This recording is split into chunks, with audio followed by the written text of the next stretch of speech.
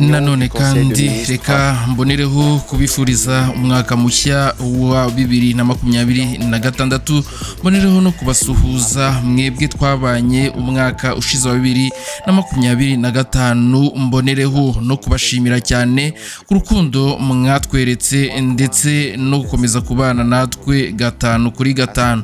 natwe rero nta kindi twabifuriza uretse kuzagira uyu mwaka w'umugisha ndetse n'amahirwe kuri mwese. Namwe rero abo bitagenze neza muri uyu mwaka, turizera neza ko uyu mwaka ugiye kuzaba uw'umugisha kuri mwebwe. Reka rero mbonereho no kubamenyesha yuko uyu mwaka tugiye kuwutangirana ibintu byiza cyane bitandukanye, birimo rero no kujya tubagezaho amakuru y'imbona nkubone live, ndetse tubamenyesha yuko ubu ngubu twabonye abanyamakuru tugiye kujya dufatanya baherereye mu duce dutandukanye twa Repubulika Iharanira Demokarasi ya Kongo. Bivuze rero ko mugiye kujya mubonera amakuru ku gihe 5 kuri 5, ndetse kandi mukabona amakuru agezweho ndetse ya nyayo mbere y'abandi. Ni amakuru rero tuzaba tubagezaho uko yagenze ndetse n'amavideo uko byagenze kuri tele, cyane yuko dufite uduce dutandukanye tw'abantu bagiye kujya baduhereza amakuru live ndetse nta na kimwe bashidikanyaho. Twihuse cyane rero reka turebere hamwe iyi ncamake y'inama ya 76 y'inama y'abaminisitiri mu gihugu cya Repubulika Iharanira Demokarasi ya Kongo. Ni inama rero ya mbere y'umwaka wa 2026, aho rero bavuze ku bijyanye n'ibizigwa kuri uyu mwaka, ndetse bakomoje no ku jambo umuvugizi w'ingabo za Repubulika Iharanira Demokarasi ya Kongo aherutse kuvugira kuri televiziyo ya RTNC. Byose rero tugiye kurebera hamwe icyo Tshisekedi yabivuzeho, hanyuma rero we nta kindi usabwa uretse kureba aho hasi handitse subscribe, nawe ukaba umwe mu banyamuryango bacu bazajya babonera izi nkuru zacu ku gihe muri uyu mwaka wa 2026. N'umwaka rero twiyemeje gukora cyane, kandi n'umwaka tugiye kuzabaha amakuru ajyanye n'igihe ndetse kandi no ku gihe. Reka rero turebere hamwe ibyavugiye muri iyi nama ya mbere y'umwaka wa 2026. Ni muyaya rero aho yatangiye avuga ati Perezida wa Repubulika umukuru w'igihugu yayoboye kuwa 5 tariki ya 12 Mutarama 2026 kuri site de l'Union Africaine inama ya 76 y'inama y'abaminisitiri, akaba rero ari nayo ya mbere y'umwaka wa 2026. Ku murongo rero w'ibyigwa hariho ingingo 3: ijambo rya Perezida wa Repubulika umukuru w'igihugu, ingingo zitandukanye zo gutanga amakuru, kwemeza inyandiko y'imyanzuro y'inama y'abaminisitiri. Mu ijambo rya mbere rero Perezida wa Repubulika yagize ati ijambo rya Perezida wa Repubulika ryibanze rero ku ngingo ebyiri z'ingenzi. Iya mbere rero kwari ugutangira umwaka wa 2026 n'igereranywa ry'ibikorwa bya leta. Perezida rero wa Repubulika Tshisekedi yasubiriyeho rero guha abaminisitiri bose indamutso ze zifuriza igihugu amahoro, ubuzima bwiza, itsinzi n'umurava mu nshingano za Repubulika, nk'uko rero yari yabigenje mu nama 72 y'inama y'abaminisitiri. Yibukije kandi ko amabwiriza yatanzwe icyo gihe agifite agaciro kose kandi ariyo shingiro ry'ibikorwa bya guverinoma. Umukuru w'igihugu rero yashimangiye ko umwaka wa 2026 ugomba kuba gukomeza rero ibikorwa bya leta, ugashyira imbere rero guhindura imigambi ibe ibikorwa bifatika, bipimika rero kandi bigirira abaturage akamaro mu buryo bugaragara. Kubera rero iyo mpamvu yasabye abagize guverinoma bose kugaragaza inshingano nyinshi, umurava, discipline n'umuco mu gutanga rero umusaruro ugaragara. Rero bakitwararika rero kurangiza neza imishinga n'intego bahawe, yaba rero yatangiye gushyirwa mu bikorwa cyangwa itararangira. Atavuze rero byose, Perezida wa Repubulika Tshisekedi yashimangiye ngombwa ko yakwihutisha ishyirwa mu bikorwa ry'icyiciro cya mbere cya porogaramu y'iterambere ry'imishinga 145, kimwe rero n'indi mishinga ikomeye igira ingaruka nziza ku mibereho y'abaturage n'ubukungu bw'igihugu, cyane cyane mu nzego z'ibikorwa remezo, ubuhinzi, abakozi ba leta, imari ya leta, ubwikorezi, ubukungu bw'igihugu, peteroli na gaze, amabuye y'agaciro, irangamuntu ndetse n'ibarura ry'abaturage.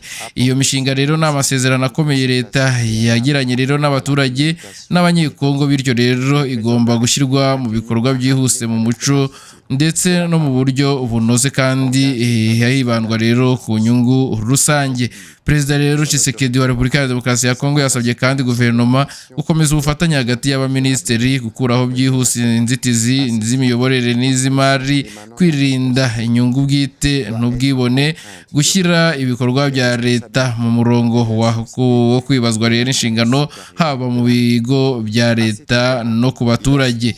Buri muminisitiri rero yasabwe rero gutanga ibikorwa bifatika, bipimika kandi bishobora kugenzurwa mu rwego rwo kwemerera kandi imbogamizi zikigaragara rero cyane cyane mu bijyanye n'umutekano ndetse n'ubukungu. Umukuru rero w'igihugu yagaragaje rero icyizere gikomeye ko Repubulika ya Demokarasi ya Kongo ifite rero abantu cyangwa se n'inzego n'indangagaciro bikwiye byo gutsinda izo mbogamizi.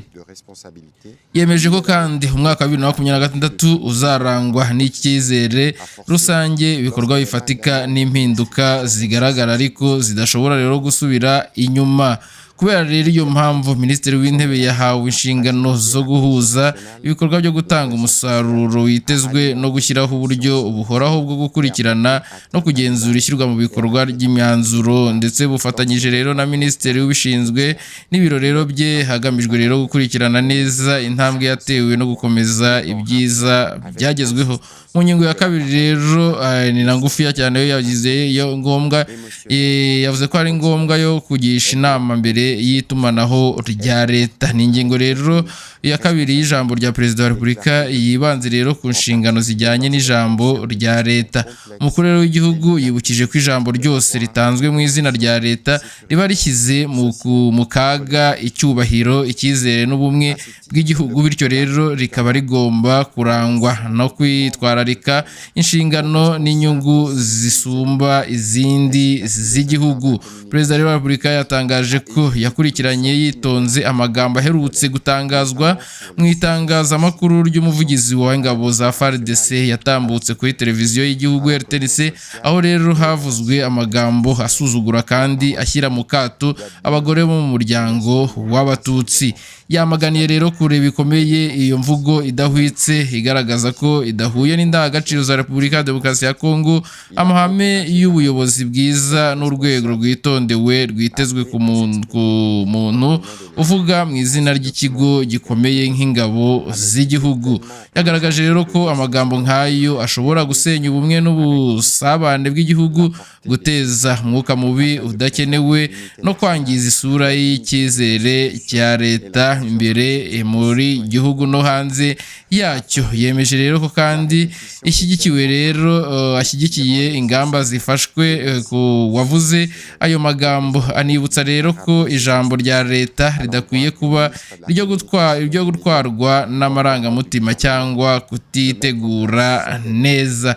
Perezida wa Repubulika Antoine Felix Tshisekedi rero yasabye rero abagize guverinoma bose, abayobozi ba gisivile n'aba gisirikare ndetse n'abashinzwe itumanaho rya leta kwirinda amagambo atateguwe neza mu itangazamakuru, cyane cyane ku ngingo zirebana n'umutekano w'igihugu, ingabo, ubumwe bw'igihugu n'imibanire y'inzego. Mu rwego rero rwo kwirinda ko amakosa nk'ayo yasubira, Perezida wa Repubulika Felix Antoine Tshisekedi yibukije Minisitiri w'itumanaho n'itangazamakuru, umuvugizi wa guverinoma, gushyiraho bidatinze uburyo bunoze bwo kugisha inama mbere y'itumanaho.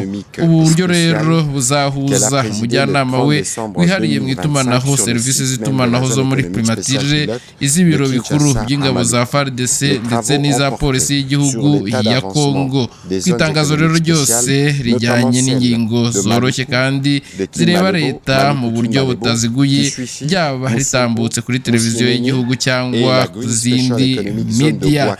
Ni The Quick Times News rero nk'ibisanzwe, nta kindi usabwa uretse gukomeza ukanda kuri subscribe ndetse ukanyarukira kuri WhatsApp channel yacu cyangwa se WhatsApp group iri muri description yacu y'iyi channel, hanyuma tukaba tubana mu makuru atandukanye, cyane cyane nk'ibyabaye bibereye muri Venezuela. Mwabibonye uburyo kuri WhatsApp amakuru yabagereyeho ku gihe, ndetse n'ibyabaye mu baturage batandukanye aho mu gace rero ka Haut Ulere, aho abaturage benshi cyane barashweho ndetse bamwe bagakomereka abandi bakasiga ubuzima ndetse kandi mwabonye igitero cy'ingabo za Repubulika ya Demokarasi ya Kongo cyarashe avegroma cyangwa se cyarashe kititaye ku baturage muri iyi minsi mikuru hanyuma hagapfa abaturage barimo ndetse n'abana. N'amakuru rero agiye atandukanye tugenda tubagezaho kuri WhatsApp groupe zacu kugira ngo muba mwagiye mubibona 5/5. we rero nta kindi usabwa uretse gukanda kuri subscribe tukayatubana 5/5 mu makuru nk'aya ngaya. Mwaka mushya muhire wa 2026.